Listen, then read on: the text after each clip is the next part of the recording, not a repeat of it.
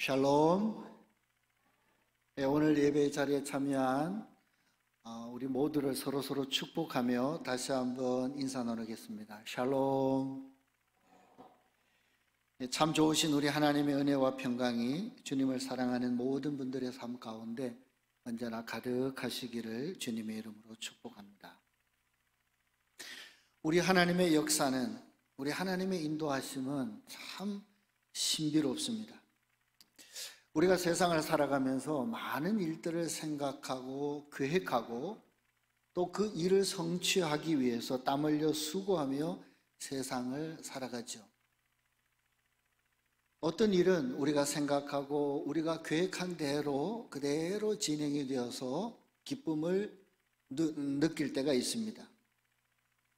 그런데 또 때로는 내가 생각하고 내가 계획한 대로 일이 잘 진행되지 않기 때문에 마음이 상하고 안절부절할 때도 없잖아 있습니다.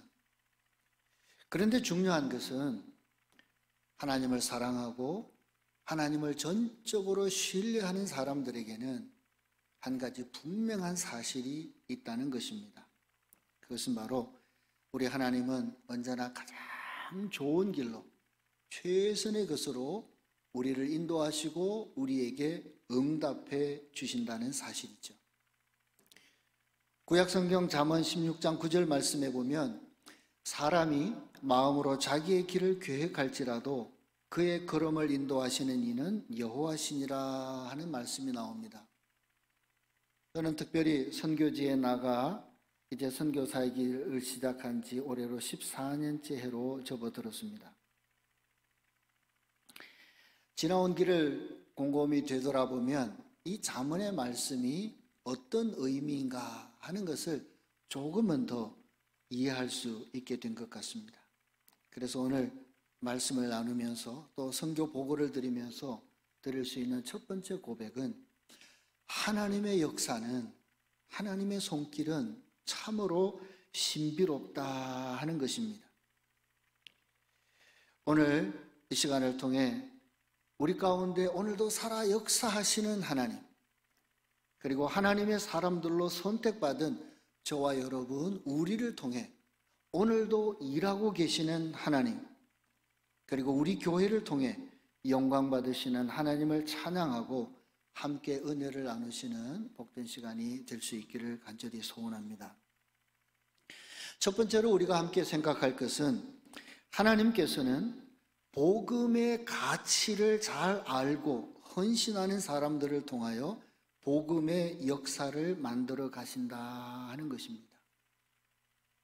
우리가 교회의 역사, 세계 복음화의 역사를 이야기할 때에 가장 먼저 떠오르는 사람은 아마 사도 바울일 것입니다. 그의 열정과 헌신을 통해서 주님의 복음은 아시아를 건너고 마케도냐와 그리스로, 그리고 마침내 당시 세계의 중심이라고 할 수 있는 로마에까지 하나님의 복음이 전해지게 되었습니다. 물론 이러한 복음의 역사는 하나님의 계획하심이요 또 하나님의 일하심으로 말미암는다는 사실은 틀림없는 아주 분명한 사실입니다. 그러나 이러한 하나님의 계획과 하나님의 일하심은 하나님의 사랑을 먼저 받은 사람들, 하나님의 선택을 받고 하나님의 일꾼으로 먼저 부르심을 받은 사람들, 그리고 그것을 위해서 하나님의 복음을 위해 헌신하고 눈물과 기도와 수고를 아끼지 아니하는 하나님의 사람들을 통해서 하나님의 역사가 이루어져 간다는 사실 또한 우리는 결코 잊어서는 안 될 것입니다. 오늘 우리가 함께 보는 이 빌립보서의 말씀은 사도 바울이 로마 감옥에서 빌립보에 있는 성도들을 생각하면서 쓴 편지입니다. 사도 바울은 지금 로마 감옥에서 이 편지를 쓰고 있습니다. 너무나 힘들고 너무나 어려운 형편임에 틀림이 없습니다. 그러나 이 빌립보서의 말씀은 사도 바울이 기록한 여러 편지 가운데 가장 행복한 편지, 가장 행복한 글, 고백이라는 평가를 받고 있습니다. 왜냐하면 이 빌립보서의 말씀 가운데에는 온통 감사와 기쁨과 행복한 이야기들로 가득 차 있기 때문입니다. 그래서 오늘 우리는 이 빌립보서의 서두인 오늘 본문 말씀을 통해서 왜 그렇게 사도 바울의 편지 가운데 가장 행복한 편지라고 평가받는지 그 이유를 충분히 알 수가 있습니다. 오늘 3절, 4절 말씀에 보면 성경은 이렇게 말하고 있죠. 내가 너희를 생각할 때마다 나의 하나님께 감사하며 간구할 때마다 너희 무리를 위하여 기쁨으로 항상 간구함은, 이렇게 사도 바울은 고백하고 있습니다. 이것을 표준 세번역은 이렇게 번역을 했습니다. 나는 여러분을 생각할 때마다 나의 하나님께 감사를 드립니다. 나는 기도할 때마다 항상 여러분 모두를 마음에 두고 기쁨으로 간구합니다. 이것이 사도 바울의 솔직한 믿음의 고백입니다. 우리가 세상을 살아가면서 누군가를 생각할 때가 많이 있죠. 누군가를 생각할 때에 우리의 마음에는 여러 가지 감정이 생겨날 수가 있을 것입니다. 어떤 경우에는 마음이 조금 불편할 때가 있습니다. 그렇게 썩 기억하고 싶지 않고 어쩌다 생각날지라도 마음이 썩 유쾌하지 않은 그런 사람이 있을 수 있기 때문입니다. 그러나 반면에 덜 기억나는 사람이 있습니다. 생각하기만 해도 마음이 행복해지고 마음에 감사가 넘치는 그런 사람이 또한 있습니다. 바로 사도 바울에게 있어서 빌립보 교회 성도들이 바로 그런 사람들이었다 하는 것입니다. 그래서 그는 고백하기를 나는 여러분을 생각할 때마다 나의 하나님께 감사를 드립니다. 나는 기도할 때마다 항상 여러분 모두를 마음에 두고 기쁨으로 간구합니다. 그리고 5절에 보면 사도 바울이 왜 이런 고백을 하고 있는가, 그것에 대한 이유를 또한 설명하고 있습니다. 5절 말씀에 보면 왜냐하면 여러분이 첫날부터 지금까지 복음을 전하는 일에 함께 참여하고 있기 때문입니다. 처음부터 이제까지 여러분이 복음 전하는 일에 나와 함께 하고 있기 때문에 나는 여러분을 생각할 때마다 내 마음에 기쁨이 가득하고 여러분을 위해서 기도할 때마다 내 마음은 하나님을 향한 감사로 가득합니다 라고 하는 것이 사도 바울의 고백입니다. 첫날부터 이제까지, 첫날부터 지금까지, 이 말은 언제나 한결같다는 의미입니다. 변함이 없다라고 하는 그런 뜻이죠.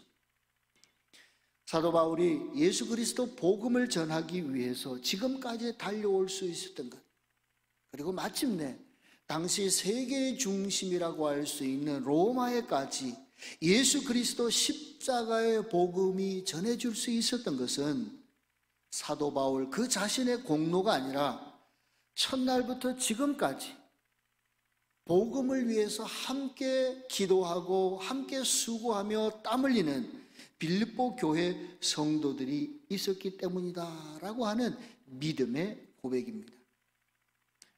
복음을 위해서 함께 기도하고 복음을 위해서 함께 수고하고 복음을 위해서 함께 땀 흘리는 사람들은 반드시 그 기쁨과 감사와 행복을 함께 누리게 될 것입니다. 지구상에서 세 번째로 큰 섬을 보르네오 섬이라고 이야기합니다. 보르네오 섬에 가면 땀부난이라는 마을이 있습니다. 아마 여러분 여행 좋아하시는 분들은 아마 들어보셨거나 한 번쯤 가보셨을 텐데 코타키나발루라는 도시가 있습니다. 관광지입니다.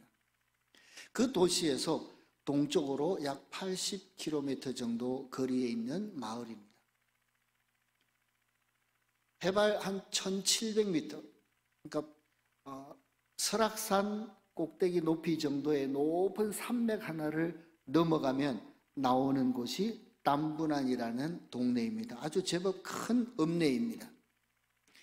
이곳은 해발 약 700m 정도 되는 조금 높은 지역이기 때문에 채소 농사를 많이 짓습니다. 특별히 생강 재배주로 아주 유명한 그런 곳이기도 합니다.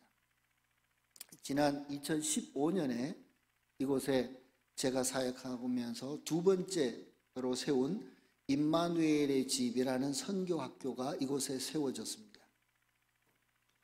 그리고 그 학생들과 가족들 그리고 주위에 있는 사람들이 모여서 예배 공동체가 생겼습니다.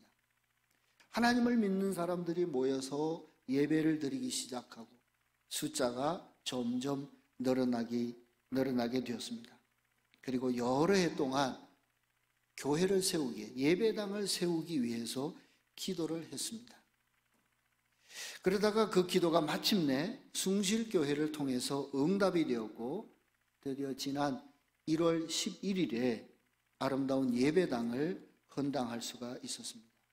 헌당식 때 목사님, 또 권사님, 또 집사님들 참석하셔서 아주 성대하게 헌당 감사 예배를 드릴 수가 있었습니다. 온전히 숭실교회 후원으로 세워진 예배당입니다. 대부분의 분들이 헌당식에 참석하지 못하셨기 때문에 이 시간 잠깐 이 땀분한 교회 예배당 건축과 헌당식에 대한 영상 보고를 잠깐 보고 계속해서 말씀을 진행하도록 하겠습니다.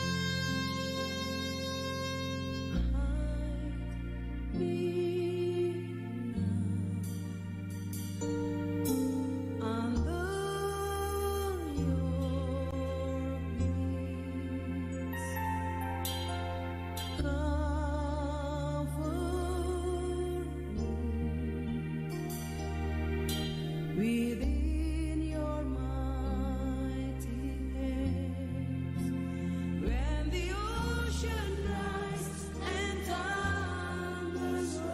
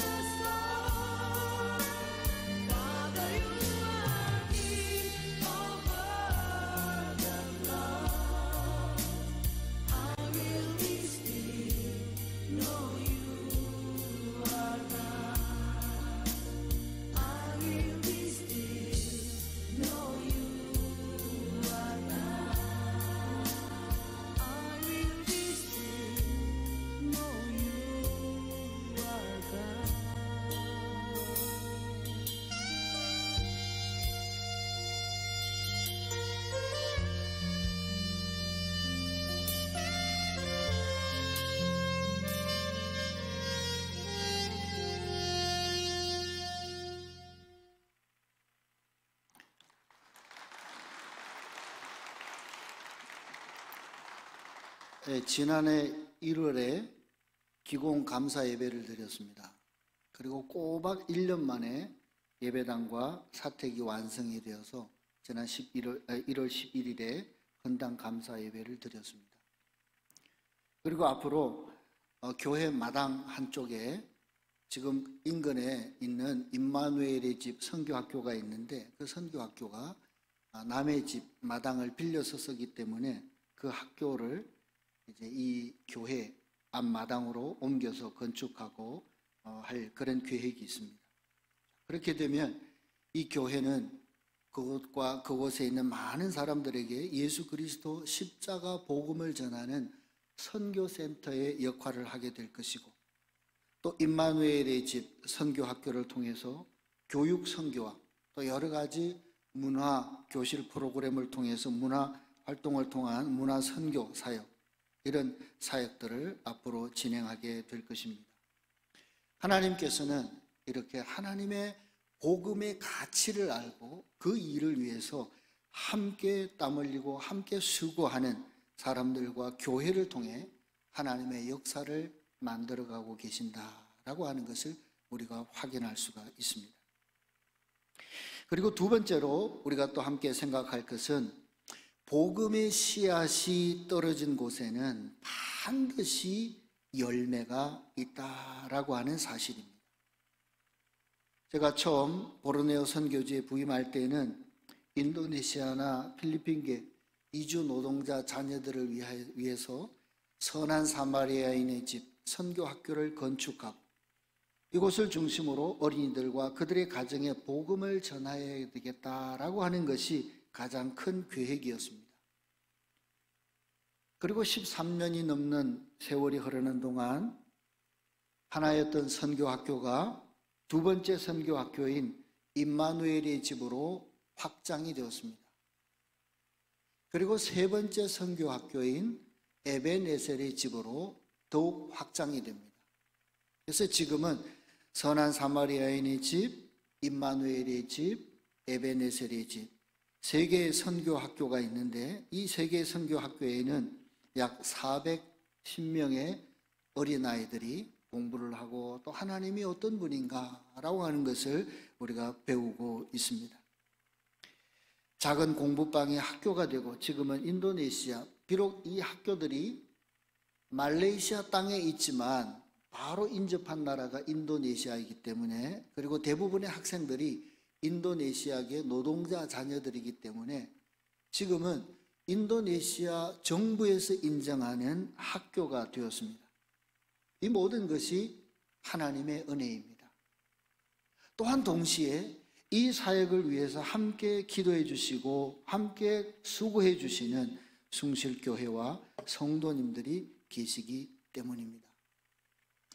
가끔 이런 질문을 하시는 분들이 있습니다. 선교사님, 여러 해 오랫동안 선교학교 사역을 하시는데 그동안 얼마나 많은 열매가 있었습니까? 얼마나 큰 열매들이 있었습니까? 라고 하는 질문을 하는 분들이 있습니다. 좋은 질문이지만 그러나 선뜻 대답하기가 사실 쉽지 않은 질문이기도 합니다. 그러나 한 가지 분명하게 확신하는 것이 있습니다. 그것은 바로 예수 그리스도 복음의 신비는 정말 놀랍다는 것입니다. 우리의 생각과 우리가 기대하는 것, 그것을 훨씬 뛰어넘는 하나님의 역사는 참으로 신비롭다 하는 것입니다. 언젠가 제가 이곳에 방문해서 잠깐 소개를 해드린 기억이 있는 것 같기도 한데, 처음에 이 선교학교를 짓고 기념으로 나무 몇 그루를 심었습니다. 아주 작은 나무입니다. 한 두 손에 뼘 되는 아주 작은 화분에 담겨있는 나무를 옮겨 심었습니다. 그런데 그 나무가 지금은 학교 건물 지붕보다 훨씬 높이 크게 자랐습니다. 페트병에 씨앗을 심어서 자라고 그것을 학교 마당에 옮겨 심은 나무는 너무나 크게 자라서 지금 아이들이 몇 명이 둘러서야 겨우 그 넓이를 잴 수 있을 만큼 몇 아름들이 큰 나무로 성장을 했습니다. 마치 우리 시골에 가면 많은 분들이 모여서 쉬는 느티나무 모양 큰 나무로 성장을 했습니다. 물론 그 나무를 가꾸기 위해 온갖 정성을 다했습니다. 그러나 저는 그 나무가 자라는 순간순간을 포착하지는 못했습니다. 하지만 여러의 시간이 지나는 동안 그 나무들은 무럭무럭 자랐고 어느새 큰 나무로 성장해 있는 것을 보게 됩니다. 마찬가지입니다. 예수 그리스도 십자가 복음의 신비, 하나님 나라의 신비도 이와 같다는 것입니다. 그 시작은 보잘것없지만 그러나 그 나중은 심히 창대케 되는 것이 하나님 나라의 신비입니다. 그동안 여러 차례에 걸쳐서 많은 분들이 선교지를 방문하셨지만 오시지 못한 분들이 더 많기 때문에 이 시간 사진 몇 장을 소개하면서 또 말씀을 이어가도록 하겠습니다. 네, 제가 조금 전에 말씀을 드린 것처럼 학교를 짓고 나무 몇 그루를 심었습니다. 다음 사진 한번 보실게요. 네, 이 사진에 보면 위에 땀분안이 있고 끄닝아우가 있습니다. 땀분안은 숭실교회 후원으로 예배당, 교회를 세운 곳이고 거기서 남쪽으로 1시간, 한 60km 정도 되는 거리에 있는 더 큰 마을이 끄닝아우라는 마을입니다. 그 마을에 이제 숭실교회가 후원하는 선한 사마리아인의 집 첫 번째 선교학교가 있습니다. 다음. 학교를 건축하고 저렇게 아주 작은 나무를 심었습니다. 그 나무가 지금은 오른쪽에 저 사진도 몇 년 전 사진인데 저렇게 큰 나무로 성장을 했습니다. 다음 사진 보실게요. 아주 작은 나무를 마당에 심었습니다. 근데 그 나무가 지금은 저렇게 커서 수많은 아이들이 그 나무 그늘에서 쉴 수 있는 큰 나무로 성장을 했습니다. 이것이 복음의 신비도 바로 이와 같다라고 우리가 확인할 수가 있습니다. 다음. 이 끄닝아우 선한 사마리아인의 집에는 3과정이 있습니다. 유치부가 있고 초등학교 과정, 중학교 과정이 있습니다.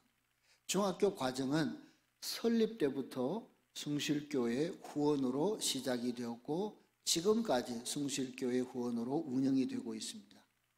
지난 2018년에 목사님 그리고 장로님, 집사님들이 삼성교회와 연합으로 팀을 이루어서 오셔서 중학교 교실을 직접 이렇게 공사를 1차 공사를 해 주셨습니다. 다음 사진.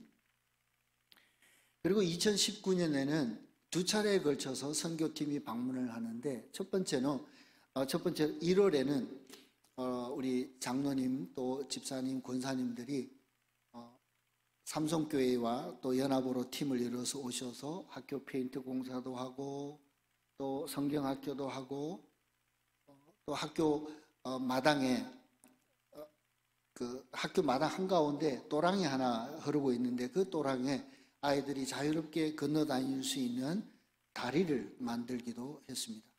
그리고 7월에는 또 장로님, 권사님들, 집사님들 여러분들이 오셔서 전기 공사도 해주시고 또 아이들과 함께 수업을 진행하는 그런 프로그램을 진행해 주셨습니다.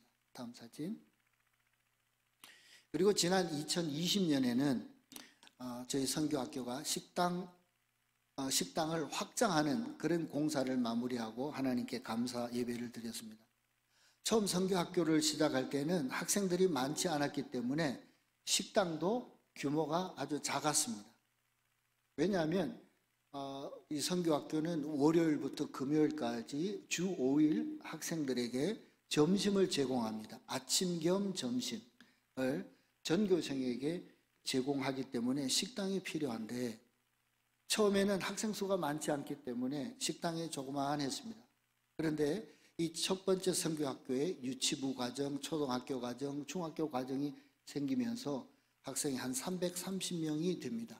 그러니까 이 아이들이 식사하는 공간이 너무나 부족하던 차에 또 숭실교회 후원으로 확장 공사를 해서 저렇게 큰 식당을 만들 수가 있었습니다. 저곳에서 학생들이 이제 식사도 하고 예배도 드리는 그런 일을 합니다. 다음 사진. 그리고 다음. 우리 아이들은 학교에 오면 아침마다 학교 마당에 다 모여서 함께 기도하고 하루를 시작합니다. 우리를 선택하신 하나님, 우리에게 은혜를 주신 하나님께 감사하고 또 그 하루를 위해서 함께 기도하고 하루를 시작합니다. 다음. 예배 장면입니다. 다음. 유치부나 초등학교 과정이나 중학교 과정 따로따로 예배를 드릴 때에는 학교 예배실을 사용합니다. 그런데 전 과정이 연합으로 함께 예배 드리는 채플 시간에는 다 들어갈 수가 없기 때문에 이렇게 식당에서 함께 예배를 드리는 그런 모습입니다. 다음. 저희 학교 학생들이고 지금 잘 보이지는 않는지 저 뒤쪽에 초등학교 건물이 있고 오른쪽에 약간 붉은색 건물이 중학교 건물입니다. 숭실교회 후원으로 세워진 건물이라고 알 수 있습니다. 감사합니다. 복음의 씨앗이 뿌려진 곳에는 반드시 열매가 있다. 이것은 정말 놀라운 진리입니다. 우리 예수님께서 하나님 나라를 말씀하시면서 여러 가지 비유의 말씀을 주셨습니다. 그 가운데 하나님의 나라는 마치 밭에 심겨진 아주 작은 겨자씨 한 알과 같다. 그런 말씀이 있죠. 시작은 너무나 작고 너무나 보잘것없어서 세상 사람들이 눈여겨보지 않을지라도 그러나 그 나중은 세상이 감당치 못할 창대한 결과를 얻게 되는 것. 이것이 바로 복음의 신비, 하나님 나라의 신비라고 할 수 있습니다. 그리고 마지막으로 우리가 생각해야 될 세 번째 이야기는 우리 그리스도인은 복음으로 신을 신어야 한다는 것입니다. 에베소서 6장 10절 이하에 보면 성경은 우리 그리스도인의 삶을 영적 전쟁과도 같다 그렇게 말씀했습니다. 그리고 그 영적 전쟁에서 우리가 승리하기 위해서는 반드시 하나님의 전신갑주로 무장을 해야 된다. 하나님의 전신갑주를 취하라 이렇게 성경은 명령하고 있습니다. 진리로 허리띠를 띠고 의의 호심경을 붙이고 믿음의 방패와 구원의 투구와 성령의 검 곧 하나님의 말씀을 가져야 한다 명령하죠. 그 말씀 가운데 특별히 15절 말씀에 보면 평안의 복음이 준비한 것으로 신을 신고 이런 말씀이 있습니다. 한국말이지만 이해가 조금은 난해한 그런 표현이라고 할 수 있습니다. 평안의 복음이 준비한 것으로 신을 신고 이게 무슨 뜻이죠? 새 번역에서는 현대인의 성경에서는 이 말씀을 이렇게 번역했습니다. 평화의 기쁜 소식을 전할 태세로 신발을 신고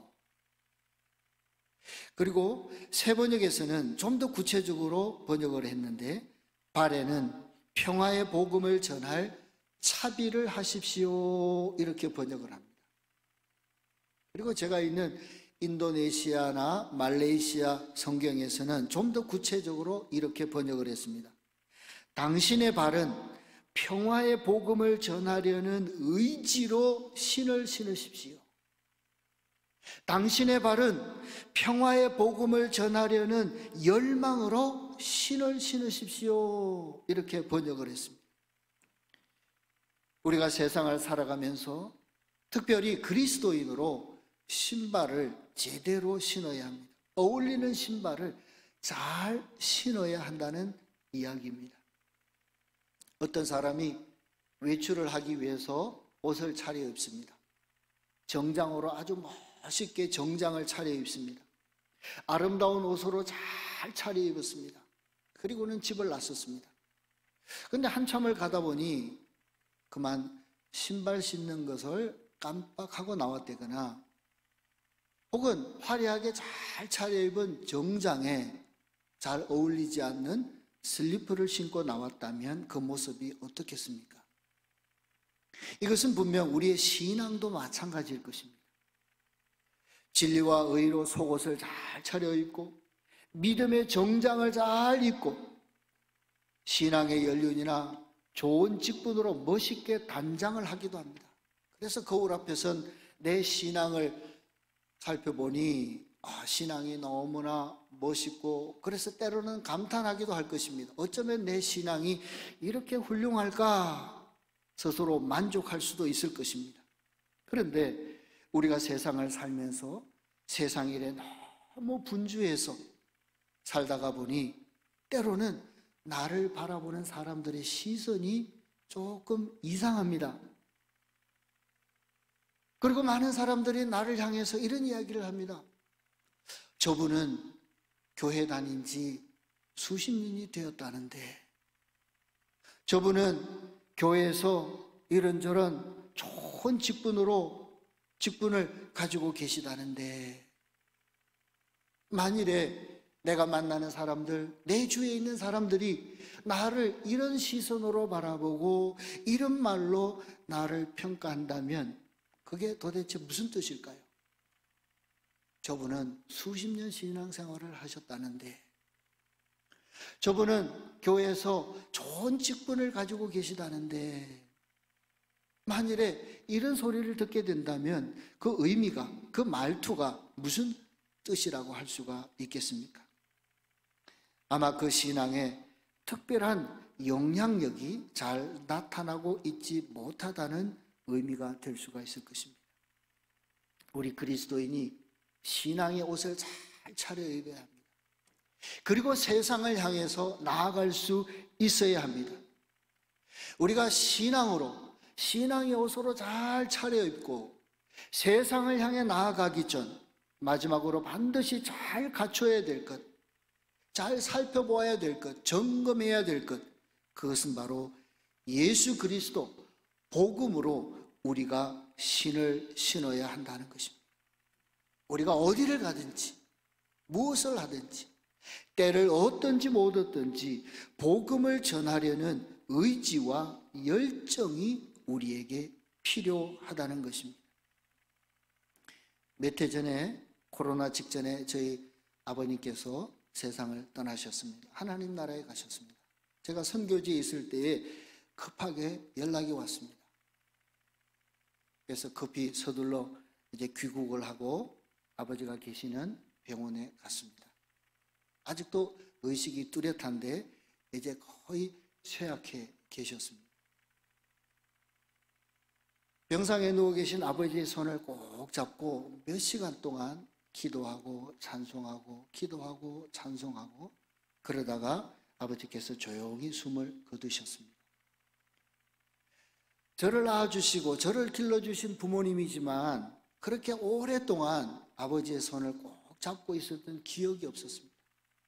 그런데 그 여러 시간 동안 아버지의 손을 꼭 잡고 느껴진 것이 있습니다. 너무나 메마르고 너무나 거칠고 그저 뼈만 앙상한 그 손을 몇 시간 동안 꼭 잡고 있으면서 아주 실감한, 아주 제가 뼈저리게 느낀 것이 하나 있었습니다.